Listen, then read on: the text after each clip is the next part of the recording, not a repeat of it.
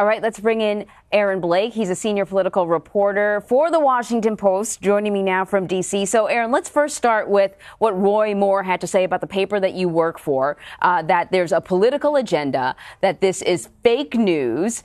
So, listen, you know how hard reporters there work. You know the due diligence that they perform or to get these stories done, how they check and double check. Respond to this allegation that this is fake news. Well, the story that the Post published last week was pretty clear about how this all came along. Basically, these were rumors that our reporters came across as they were traveling around reporting from Alabama. They sought to try and figure out the truth behind these allegations. The women who were involved here were reluctant to speak out publicly, which is why this hadn't been a story before. It had only been rumors.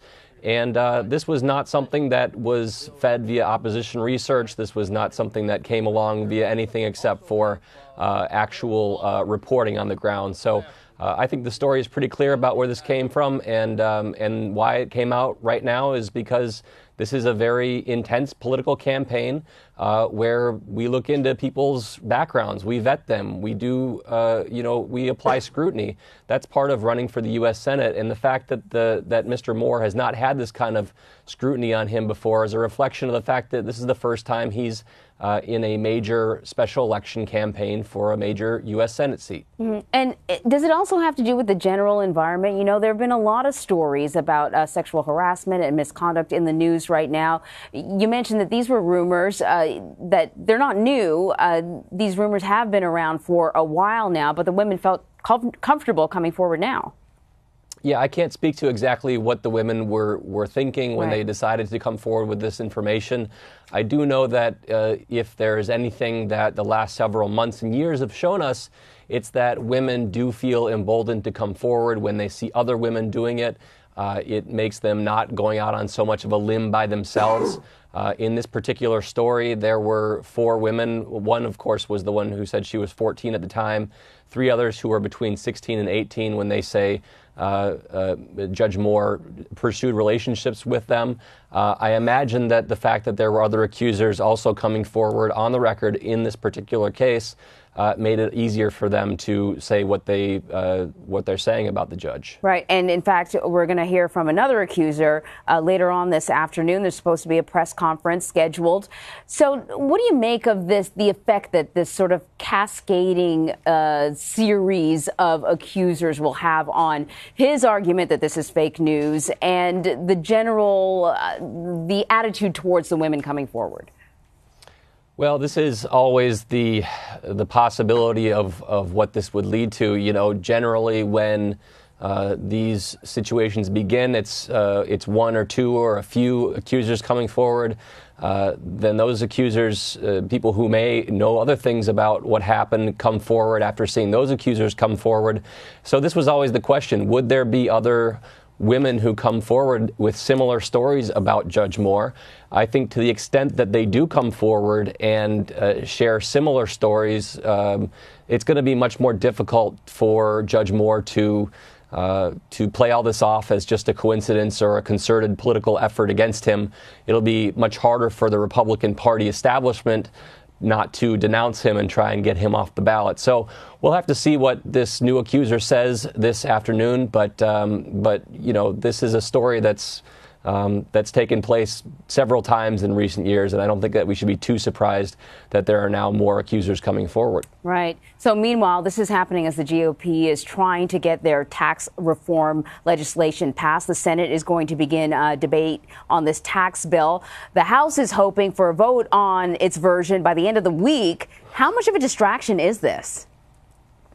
Well, I think the bill has been moving along pretty swiftly despite all of this stuff that's going on. I think that this is an issue for Republican senators to deal with. Certainly, they're being asked about it a lot. From a legislative standpoint, I'm not sure it's holding things up too much.